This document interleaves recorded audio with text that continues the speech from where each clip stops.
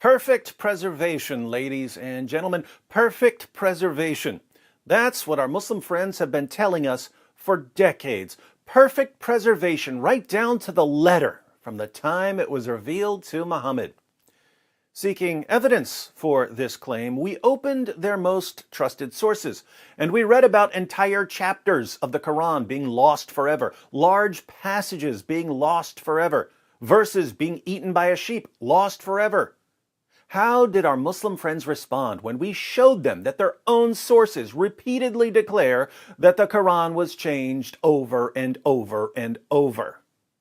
They said, perfect preservation right down to the letter. Hatun Tash and Jay Smith went to Speaker's Corner with 26 different Arabic Qurans. Not 26 different translations, 26 different Arabic Qurans. How did our Muslim friends respond? Perfect preservation right down to the letter. Non-Muslims are publishing entire books filled with Quran variants. How do our Muslim friends respond? Perfect preservation right down to the letter. Fortunately, after decades of non-Muslims showing Muslims what's in their own sources and their own manuscripts, after decades of Muslim apologists lying about the history of the Quran, there are finally some Muslim scholars who are starting to admit that there are holes in the narrative. And it's very clear to you and to every single very advanced student and specialist that the standard narrative has holes in it. That's what I'm going to say. Why are they finally acknowledging that there's a problem? Because the evidence is piling up too fast, and Muslim scholars are realizing that the longer they deny reality, the more shame and embarrassment they'll face later. Now, the new problem we face is that even as Muslim scholars are finally acknowledging that there are holes in the narrative, Muslims are reinterpreting the words of their own scholars, insisting that what their scholars really mean is that there are simply different ways to pronounce certain words in the Quran. This is sheer nonsense. Sheikh Yasser Qadhi would not be in full panic mode over some pronunciation differences. Muhammad Hijab wouldn't have needed to delete an entire section of an interview if all Sheikh Yasser Qadhi had meant was that there are different possible pronunciations of the same word. But let's focus on Dr. Shabir Ali, who has recently admitted that there are different Qurans in different parts of the world. Today, most Muslims read the Quran in a text that is referred to as the Egyptian edition of 1924. That's how scholars refer to it. Most Muslims may not have realized that this is the designation for that manuscript, for that text. To Muslims in general, this is just simply the Quran. But this is not the only text of the Quran that is read throughout the world. He's also admitted that there are differences in Quran manuscripts. So there was this period in which Muslims had the opportunity to teach others the Quran without insisting on the precise words. Recently, a manuscript has been discovered from Sana'a in Yemen, and it's referred to as the Sana'a manuscript. That manuscript has two layers of Quranic writing. The lower layer has been scraped off, and the upper layer has the Quranic text written over. Now, the upper layer text quite closely corresponds to what Muslims are reading in the world today as the text of the Quran. The lower text that has been scraped off has some variation from what Muslims are reading in today's text. What's disturbing is that even when someone like Dr. Shabir Ali admits that there are different Arabic Qurans, and even when he admits that there are differences in the manuscripts, the Muslims in the comments section are still claiming that all Shabir really means is that there are different pronunciations of the same Arabic words. That's all he means.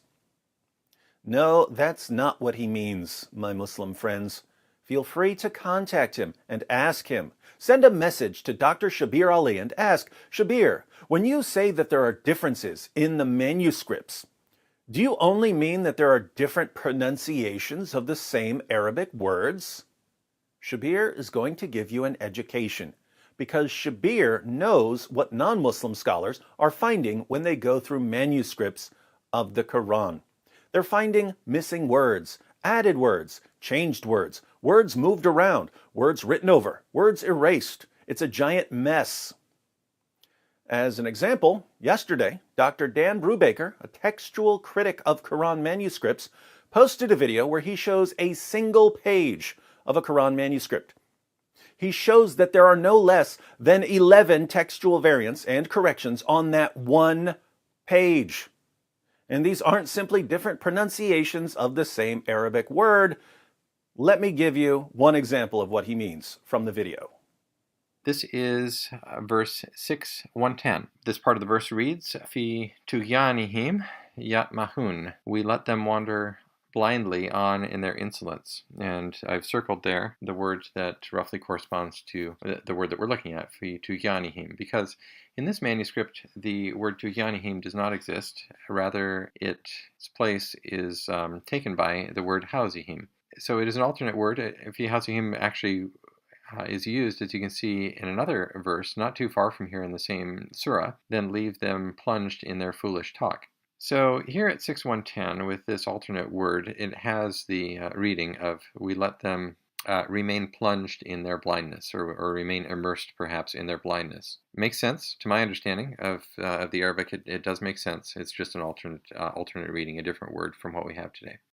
Different Arabic words, different meanings, different translations. And what are our Muslim friends going to conclude from this? Perfect preservation right down to the letter. My Muslim friends, do you have any clue what kind of damage you're doing to the future of your religion right now? Once this lie has been exposed, possibly the biggest lie in history, the supposed perfect preservation of a book that was repeatedly changed and corrupted. Once this lie has been exposed, we are never going to believe anything you tell us about your religion ever again. When you lie to our faces about what we can see with our own eyes, you destroy your own credibility. When your own sources say that entire chapters of the Quran were lost, and that large passages were lost, and that countless verses were lost, and you say, perfect preservation right down to the letter, it becomes impossible to believe you. When you say that there are no textual variants in the entire history of the Quran, while textual critics who go through the manuscripts say that they've found tens of thousands of textual variants, there's simply no way to take you seriously ever again. This is so fun to watch. I encourage everyone to click on Dr. Brubaker's new video so that he can take you through 11 variants and corrections on a single page of a manuscript of a book that's been supernaturally protected by the great God Allah. I think we can all agree that if a book has all the features of a book that's been changed and corrupted, even though it's been perfectly preserved, it must indeed be a miracle.